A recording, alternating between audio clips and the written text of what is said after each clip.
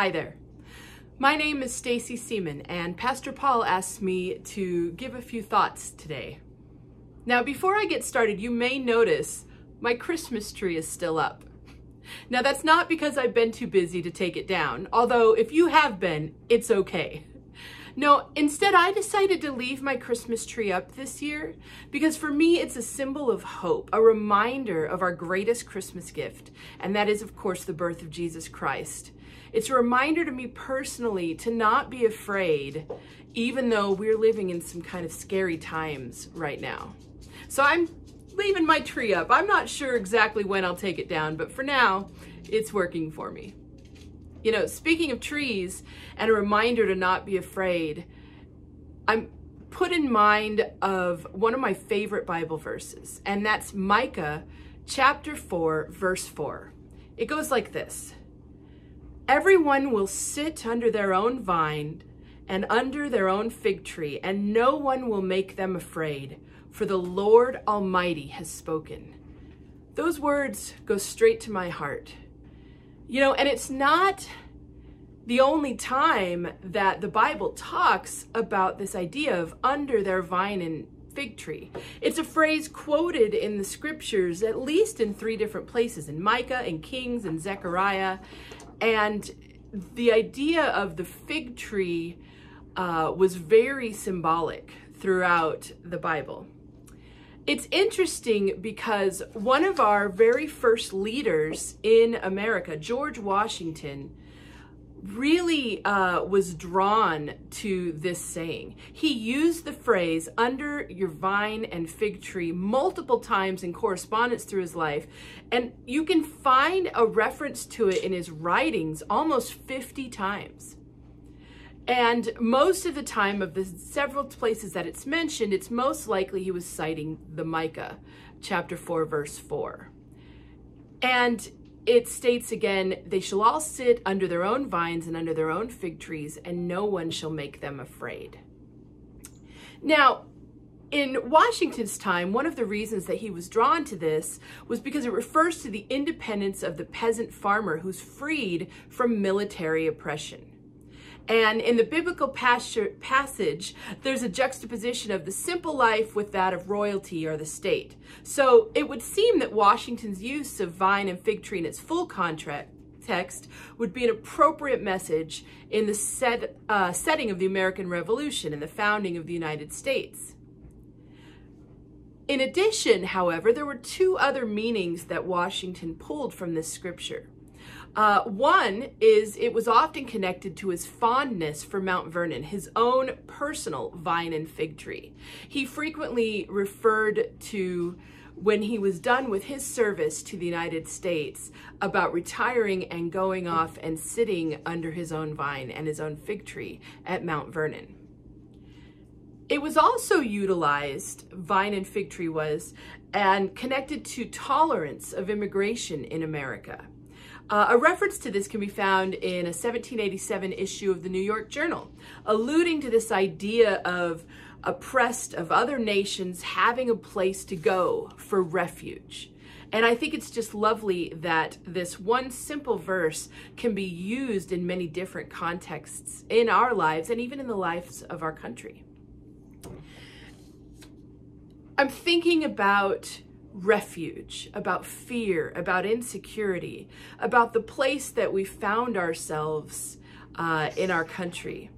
And whenever I feel pulled or afraid, I always turn to hymns. Being a musician, that's just part of what I do.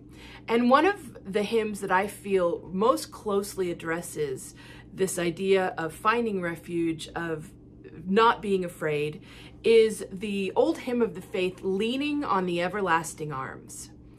This hymn was written by Anthony Showalter and Elijah Hoffman in 1887. And the story goes that Showalter had received letters from a couple of his students saying that their spouses had died.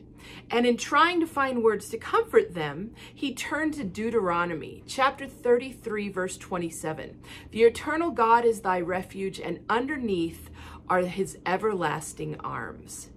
And I just think that's such a lovely phrase. And when you look at the words, what a fellowship, what a joy divine, leaning on the everlasting arms. What a blessedness, what a peace is mine, leaning on the everlasting arms. Leaning, leaning, safe and secure from all alarms. Leaning, leaning, leaning on the everlasting arms.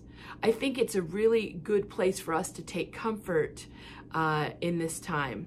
I'm going to go ahead and play Leaning on the Everlasting Arms, and I would invite you to take this time in prayerful meditation as we listen to the beautiful melody that was written for these words.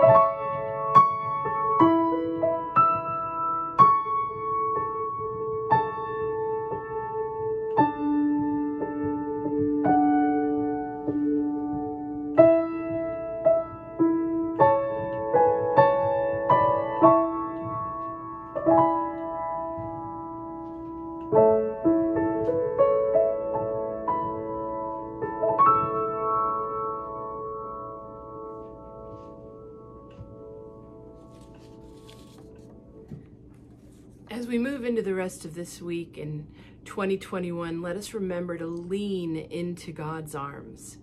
and to rest in the shadow of his fig tree. Thank you so much for spending this time with me. God bless